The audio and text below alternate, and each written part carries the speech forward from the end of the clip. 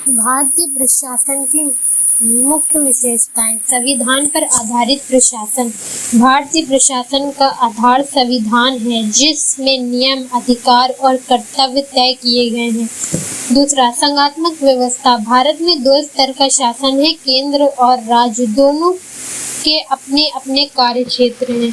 लोकतांत्रिक नियंत्रण। प्रशासन जनता के प्रति जवाबदेह है और संसद, विधानसभा प्रशासन पर नियंत्रण रखती है।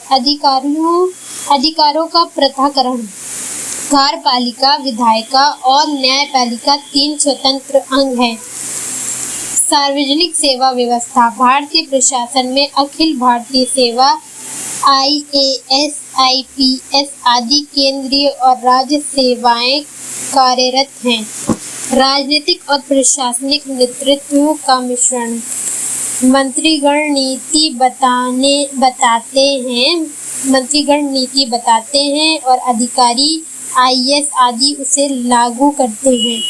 कानून के शासन का सिद्धांत। Rule of law. सभी नागरिक और अधिकारियों पर कानून समान रूप से लागू होता है।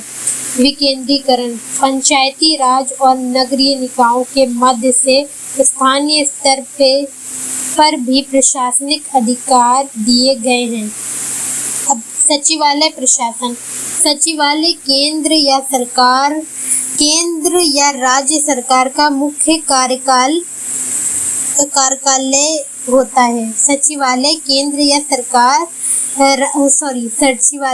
या राज्य सरकार का मुख्य कार्यालय होता है, जो नीतियां बनाने, योजनाएं तैयार करने और निर्णय लागू करवाने का कार्य करता है।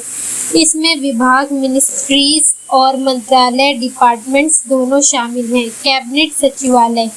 Cabinet secretariat. मुख्य भूमिका। मंत्रालयों और विभागों के बीच समन्वय करना, प्रधानमंत्री और मंत्रिपरिषद की सहायता। कैबिनेट की बैठकों का आयोजन, एजेंडा तैयार करना और निर्णय को संबंधित मंत्रालयों तक पहुंचाना। सूचना प्रसार। नीति निर्णय और उसके क्रियान्वयन से संबंधित सूचना का प्रवाह बनाए रखना। विशेष कार्य। संकट प्रबंधन, राष्ट्रीय सुरक्षा परिषद की सहायता आदि। कैबिनेट सचिव। भारत सरकार का सर्वोच्च प्रशासनिक अधिकारी, प्रधानमंत्री का मुख्य सलाहकार, प्रशासनिक मामलों में मंत्रालय और विभागों के बीच समन्वय।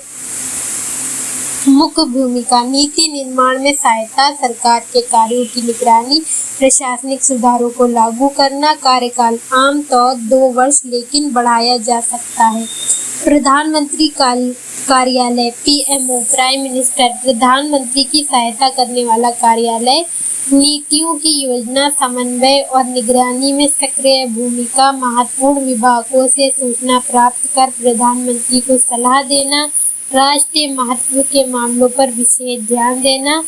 अधीनस्थ अधिकारी, प्रमुख सचिव, सलाहकार, निजी सचिव आदि, ये सब इसके कार्य हैं। मंत्रालय और विभागों का कार्य। नीति निर्माण और क्रियान्वयन।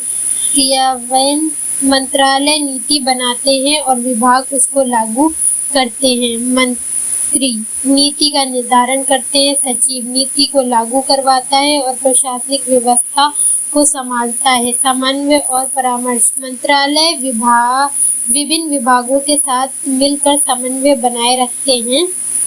वित्तीय और संसाधन प्रबंधन।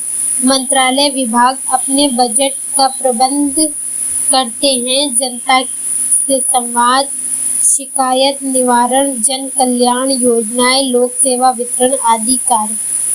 तो अभी वीडियो में हमने आपको कुछ थोड़ी डिटेल्स दी है। नेक्स्ट पार्ट में इससे जो ऑब्जेक्टिव क्वेश्चन बन सकते हैं, हम उसके बारे में वीडियो बनाएंगे।